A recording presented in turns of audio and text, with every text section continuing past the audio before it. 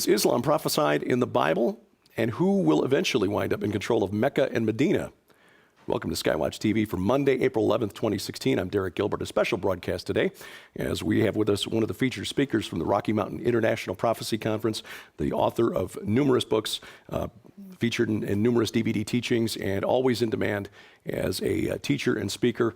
We welcome Avi Lipkin to the program. Avi, thank you for taking time out of your schedule to swing by. First time. Yes, our little place out here in the Ozarks, caught you in between Kansas City and Springfield. So Right. a couple of books here that you brought with you. Islam prophesied in Genesis and Return to Mecca. And this is intriguing. Now, I understand Islam prophesied in Genesis got you in trouble in Switzerland. Right.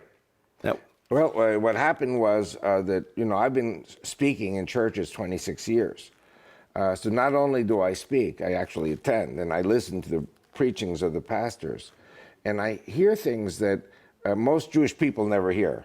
And I think about it, you put the morsel in your mouth and you taste it and you think, yeah, makes sense, And pastors teach the same Bible as the Jews have. But the pastors have a slightly different approach. And I look at what we know from the Bible, and I see things that the rabbis don't talk about. And once I had a 1.5 hour meeting with a very, very ultra-Orthodox rabbi in the town where I live. And I said to him, where's Mount Sinai? And he said, we don't know. Now, Helena, mother of Constantine, decided that this is in the Egyptian peninsula of Sinai. But that's a mistake, because the Egyptian army was there. The Israelites could not have been there. And Jim and Penny Caldwell came out with their video, and I met them 5-6 years ago, and they prove that the real Mount Sinai is in northwest Saudi.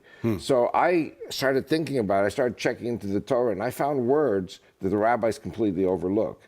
And, there's this animosity between Judaism and Christianity, but the fact is that the rabbis go by the King James. And the King James translation is wrong. And so, for example, when Moses says to Pharaoh, let my people go, so that they may go around in circles in the desert, and it says Hajj. It says Chag in Hebrew. Really? But Chag is Hajj. Hajj is the pilgrimage. yes. And so I said to the rabbis, guess what? 40 years in the desert, we were in Arabia. I asked them, where were we? So what happens is little by little, you start putting together a picture, and you see the antithesis of Judeo-Christianity. And I get into a lot of trouble with the Jewish people in Israel when I say that, Jews and Christians are one people. The Muslims also say it. Yeah. That the Jews are the Saturday people, Christians are the Sunday people, so kill the Jew on Saturday, kill the Christian on Sunday. But the point is that Mount Sinai, where the Torah was given not only to the Jews, but the Christians, because Christians believe in the Torah also. So this is a God-given gift from Mount Sinai. So if Mount Sinai is not in the Egyptian peninsula of Sinai, where is it? It's in northwest Saudi Arabia. So I started writing my yellow book about Mecca and Medina, but before I went into the yellow book number 6, I said, you know what, we've got to do a book about Genesis first. Because Genesis shows that Allah, the God of Islam, Allah, the moon god, the war god, the sword god, is Satan. Satan, Lucifer, the devil. And when I went to Switzerland, I was invited to help the Swiss people. They were having a referendum about whether or not to allow the Muslims to build minarets so that they could proclaim 5 times a day with loudspeakers at 4:30 in the morning, Allahu Akbar, and you hear this for miles. And so I went to 23 German-speaking cities in Switzerland. And on November the 29th, 2009, and you can look it up in Google or YouTube, all these things, the Swiss people voted down the minarets, praise God. So I played a role in that. And I said to them, if you allow them to proclaim Allahu Akbar, which means Allah is greater, who said he was greater than God before his fall from heaven? Satan. So Yeah. Allah is Satan. They call their God the greatest of all the liars and deceivers. Al-Makr in Arabic. Al-Makr means Allah is the greatest of the liars and deceivers. Who's their forefather? Ishmael, who was rejected of God. Right. Because God chose Isaac. The son of the promise was Isaac. Right. So what I do is I go through the entire book of Genesis, and I have to blame Chuck Missler, because Chuck Missler is also kind of my rabbi. And the way he teaches, I try to emulate it, but from a Jewish perspective. And I always say that Jews and Christians are like the right hand and the left hand. But together we clap. And I'm very pleased to be here and work with Christian groups. And I wish the Jewish groups in Israel would listen to me like the Christians do. Well, it's fascinating. One of the things I've been reading about lately is about the holy mountain, and the concept of the holy mountain of God. And of course, Sinai was where Moses received the law. We also know that there was Mount Hermon where the Watchers came down. There was also a mount in the north of Syria, called Mount Akra today, but it was back in the day called Mount Zaphon, where Baal was supposed to have his palace. Yahweh told Moses, before they crossed the Red Sea, turn around. I want you to turn around, and you're going to cross opposite Baal Zaphon. I had no idea why Baal, a Canaanite god, was being worshipped in Egypt. History: the Hyksos kings, who came from Canaan and dominated Egypt for several hundred years while the Israelites were there, were worshipers of Baal, or Set in the Egyptian pantheon, the god of chaos. When Jesus was accused of driving out demons by the power of Beelzebul, Baal the prince, Jesus responded, if Satan should drive out, he equated Baal with Satan. So Allah equals Baal equals Set equals Satan. Absolutely correct. It's been a long war, and they've been fighting over the Holy Land, the lands of the Bible. But this, in your second book now, Return to Mecca, you talk about how there will be conflict within the House of Islam over their holy sites, and how ultimately, do I understand correctly, the Jewish people, the Jewish nation, will wind up with their holy sites? Okay, now this is a revolutionary idea that our rabbis in Israel, and I love my rabbis, but they're inside of a box. They do not think about that. And you ask the rabbis, where's the real Mount Sinai? We don't know. It's not in the Talmud, so if it's not in the Talmud, we don't discuss it. And what I do is I read the Bible. We have a word in Hebrew, pshat. Pshat means you read it word for word, and you analyze each word, and you don't rely on something that rabbis said 1,000 years ago or 1,500 years ago, especially because those rabbis did not know geography, and they did not know Islam. And even today, I go to synagogue, and very often, people in the synagogue say, okay, Avi, talk a little bit about what you do, and they don't want to hear, the moment I say Christians, stop, we don't want to hear Christians. We don't want to hear New Testament. Islam, stop, we don't want to hear about Allah and Muhammad and all these things.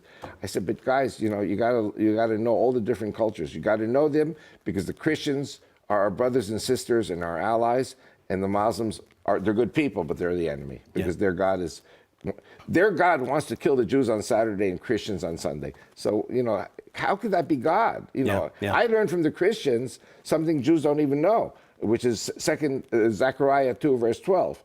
Zechariah 2, verse 12 says that the Jews are the apple of God's eye.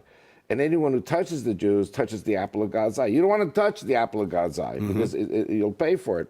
So then I get into trouble. I quote Romans 9-11, and I say that the Christians are grafted into the apple of God's eye, which makes you guys also the apple of God's eye. So anyone who touches, listen, the olive tree has roots and branches. Jews are the roots, Christians are the branches. No tree can survive with only branches or with only roots. So the Jews and the Christians are together. And I'm forming a Judeo-Christian party in Jerusalem, which will be registered, God willing, April 21st. So I'm very excited about that too, bringing the Jews and Christians together. And I'm predicting ISIS is going to cause a mass migration of Jews and Christians from all over the world to Israel. Well, we'll talk about the political party in our next program, because I want to talk about the political situation in Israel, and also the influence that the Orthodox and ultra-Orthodox communities have. That's something I don't know anything about. But I know that the Saudi kingdom is very nervous about ISIS. A year ago, December, they began building a 600-mile-long high-tech border fence between Saudi Arabia and Anbar province of Iraq, which is where ISIS is dominant, because they are concerned about ISIS coming across the border. It won't help them, because 92% of the Saudis support ISIS. ISIS is already in the kingdom. Jordan, 80% of the Jordanians support ISIS. There are Bedouin tribes that have already signed agreements with ISIS. When something big happens, they go over to ISIS. You're going to have black flags of ISIS on the Jordan River. Now you tell me, is Israel going to just sit back and watch? They're going to be digging tunnels under the Jordan River so that millions of volunteer Muslim terrorists can come across and destroy Israel. This is their dream. This is their obsession. So what I'm saying is I predict ISIS will eventually overturn Jordan, will eventually overturn Saudi Arabia. Fence, no fence, it doesn't matter. They're in Israel, in Jerusalem, I visited some very dear Christian friends in the high part of the old city, and we went. They had like a roof apartment. We went up to the roof. We looked out. We saw black flags over the old city of Jerusalem. Oh, wow. They're inside Jerusalem.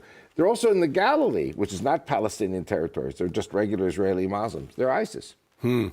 So the threat to the Islamic State, or the threat to the Saudi kingdom, is that ISIS wants the credibility of controlling their holy sites? It's not only controlling. There are three primary things that ISIS wants to do in Saudi Arabia. They want to kill the king and his family, because the king and the family go off to drinking, gambling, and prostitution, right. which is, how can they be the guardians of the holy places? Secondly, they have 19 million people in Saudi Arabia, but they also have 1 million Hindus from India as slaves, and 1 million Catholics from Philippines. So ISIS says, get rid of them or we will behead all 2 million, and we will behead the whole Saudi family. They're very serious about this. They want to blow up the oil wells, because the reason Christianity, in their opinion, rules over the world, and for them, Christianity is also China, India, Japan, which are not Christian. Right. But, the one world government economy is because Saudi Arabia plays ball with the one world economy, provides the oil, gets the money, and then reinvests the money in what I call the takeover. In other words, the Saudi king has a plan peacefully to take over the West. ISIS says, no. The West has to be simply destroyed, all the Christians and Jews killed. And they're very serious about it. And finally, the black stone, the Kaaba in the center of Mecca, has to be destroyed, according to ISIS, because Muhammad had no right to incorporate that pagan abomination stone. And they did horrible things there. In other words, you remember the story in the Bible of Phineas, where he skewers Zimri and Cosby in the middle of a sexual act, the Israelite prince and the Midianite princess. There was something called temple prostitution. And Acts 15 and Acts 21 is called fornication. In other words, Peter and James say to the new believers, avoids eating meat offered to idols and fornication. Right. So fornication is with temple prostitutes. All the religions around at that time had sex. Right. They were defiling the tabernacle. Right. It's not exactly explicit in the text, but they were Phineas was basically, they were right there in the entrance to the temple, the tent. And not only that, they offered their children on the altar of Molech, Baal, at the black stone. They had homosexual relations. They had bestiality, which is sleeping with animals. All these things that God says are an abomination, and he hates them, were all at the stone. So ISIS says that stone has to be destroyed. Now, the crazy thing is, when ISIS destroys the Kaaba, that's the end of Islam. Yeah. So we are looking at some crazy things happening right now. Eventually, God is turning the Muslims against each other, which we see in the Bible in 2 Chronicles chapter 20, when 3 armies march against Jerusalem, Ammon, Moab, and Seir, and then they turn on each other and kill each other. So God has the solutions. Avi Lipkin is the author of numerous books, including Return to Mecca and Islam Prophesied in Genesis. Avi, where do people go to find your books? Well, my pen name on my first book is Victor Mordecai. So half of Victor is V-I-C, half of Mordecai, M-O-R-D.com, vicmord.com. And we have PayPal, and we have all these other things also. And people can write to me also. They go to vicmord.com. There's a place where you can write to me.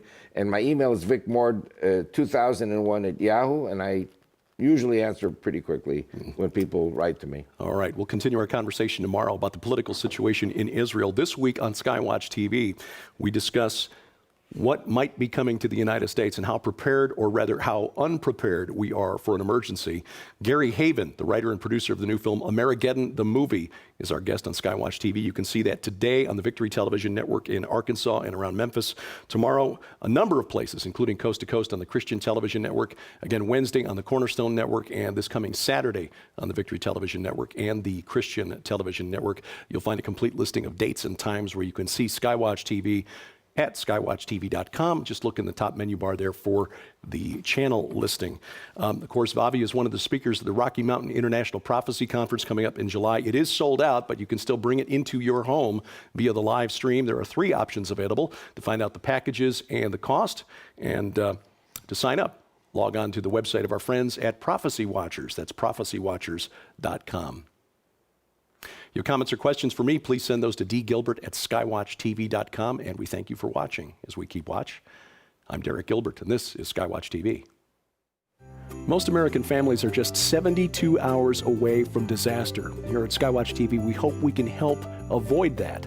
I have been given permission to tell about this massive deal. There's one packet where you get one of each of these, breakfast and entree buckets, and again, 25 years shelf life. With that, you will get 15 of these Wise Fire packets. You'll get one of this water bottle. It will filter 99.9% of the impurities out of your water. Also, you will get for free this awesome auto kit. Now, there's another package. There are 2 more packages. The second package, you get 3 of each bucket. You pay for those, and you get the auto kit free, you get the Wise Fire free, and you get 2 of these bottles. There's a third deal.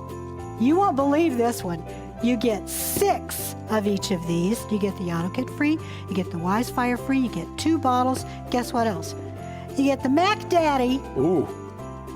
50-gallon water storage container. If the electric grid goes down, one of these is going to come very handy.